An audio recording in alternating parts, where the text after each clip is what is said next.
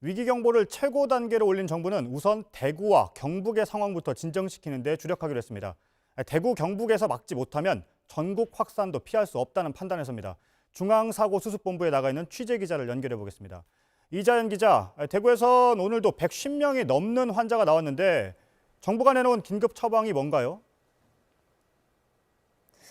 네, 정부는 이제 대구 안에서 역학조사를 더하는 건 의미가 없는 상황이라고 보고 있습니다. 말씀하신 대로 하루만 해도 100명이 넘는 환자들이 연일 쏟아져 나오고 있기 때문입니다. 이에 따라서 정부도 긴급 대책을 내놨습니다. 우선 앞으로 2주 동안은요, 감염이 의심되는 모든 증상자를 대상으로 전수조사를 실시합니다. 그러니까 약한 감기 증상만 있어도 모두 코로나19 검사를 하겠다는 겁니다. 지금까지 파악된 대상자는 모두 2만 8천 명입니다. 네, 신천지교회 교인들에 대한 검사도 같이 진행이 되는 거죠? 네, 이미 전수조사가 진행 중입니다. 중앙사고수습본부는 신천지 대구교회의 예배에 참석했던 교인 9천여 명의 명단을 모두 확보했다고 밝혔습니다.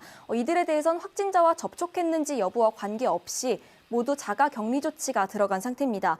이 중에서 증상을 보이는 교인을 대상으로 우선 검사를 실시하기로 했습니다. 네, 정부가 오늘 한 달 안에 대구 상황을 진정시키겠다고 했는데 2주 동안은 검사, 그럼 나머지 2주 동안은 어떤 조치를 하는 건가요? 네, 2주 동안 이렇게 확진자를 최대한 찾아내는 데 집중을 했다면요. 남은 건 확진자를 치료하는 데 집중하는 겁니다. 문제는 의료진을 얼마나 확보할 수 있는가입니다. 이와 관련해서 오늘 중앙사고수습본부가 대구와 인근의 의료진들에게 지원을 요청했습니다. 관련 내용 함께 들어보시죠. 예. 선별진료소에 검체 채취와 같은 진단검사, 감염병 전담병원의 환자 치료 등을 담당하기 위한 의료 인력이 절대적으로 필요합니다. 정부는 감염병 확산 방지를 위해 협조하는 의료인에 대해 충분한 예우와 지원을 다할 계획입니다. 어제 위기 경보를 심각 단계로 올리면서 시민들이 지켜야 할 예방 수칙도 새로 내놓기로 했다면서요?